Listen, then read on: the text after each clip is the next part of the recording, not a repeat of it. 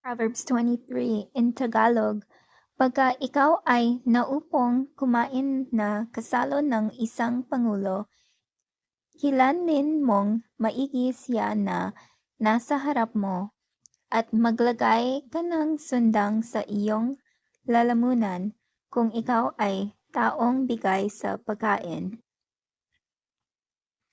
Huwag kang mapagnais ng kanyang mga masarap na pagkain, yamang mga marayang pagkain. Huwag kang mainip sa pagyaman, tumigil ka sa iyong sariling karunungan. Iyo bang ititig ang iyong mga mata sa wala, sapagkat ang mga kayamanan ay tunay na nagsisipagpakpak, gaya ng agila na lumilipad sa dakong langit. Huwag mong kanin ang tinapay niya na may masamang mata, ni nasain mo man ang kanyang mga masarap na pagkain, sapagkat kung ano ang iniisip niya sa loob niya, ay gayon siya. Kumain ka at uminom ka, sabi niya sa iyo, ngunit ang puso niya ay hindi suma sa iyo. Ang subo na iyong kinain ay iyong isusuka at iyong iwawala.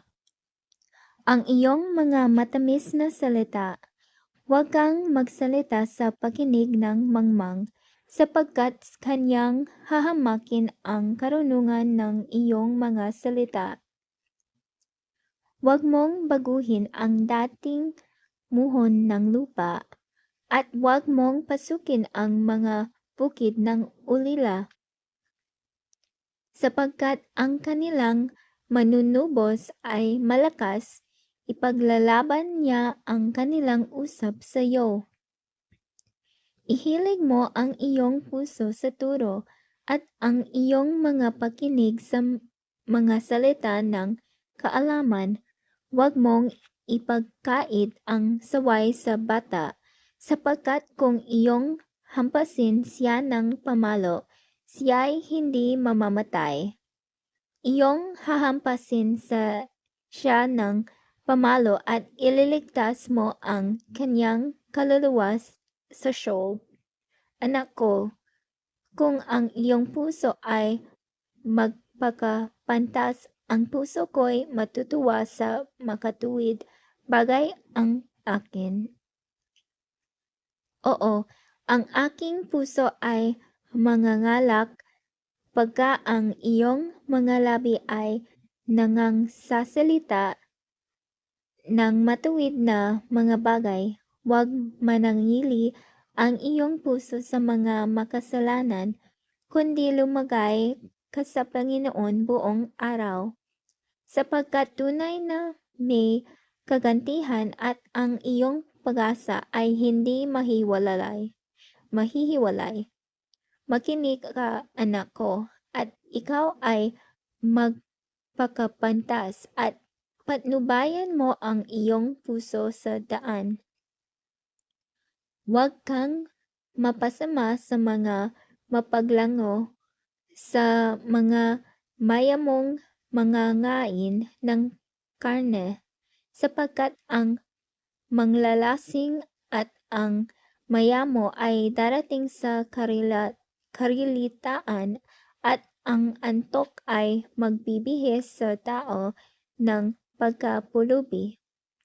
Dingin mo ang iyong ama na naging anak ka, at huwag mong hamakin ang iyong ina kung siya'y tumanda.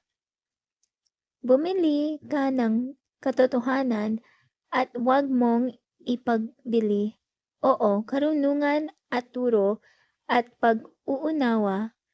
Ang ama ng matuwid ay mangangalak na lubos, at siyang nagkaanak ng pantas na anak ay mangangalak sa kanya.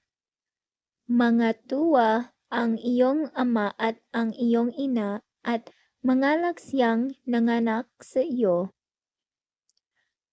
Anak ko, ibigay mo sa akin ang iyong puso at malugod ang iyong mga mata sa aking mga daan, sapagkat ang isang pantutot ay isang malalim na lubak at ang babaeng di kilala ay makipot na lungaw.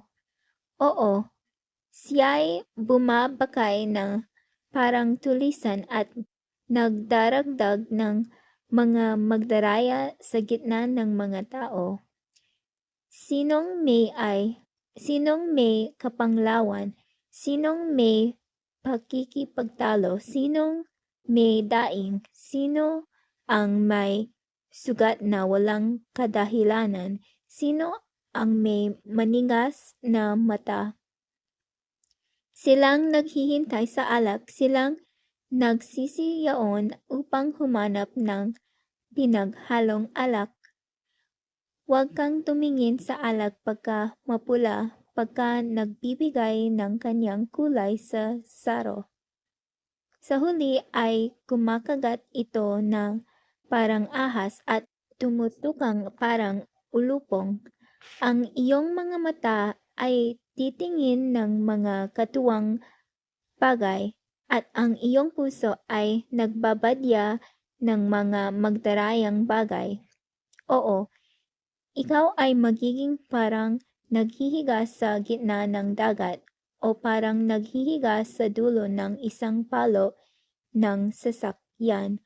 Kanilang pinalo ako, iyong sasalitain at hindi ako nasaktan. Kanilang hinampas ako at hindi ko naramdaman. Kailan gigising ako?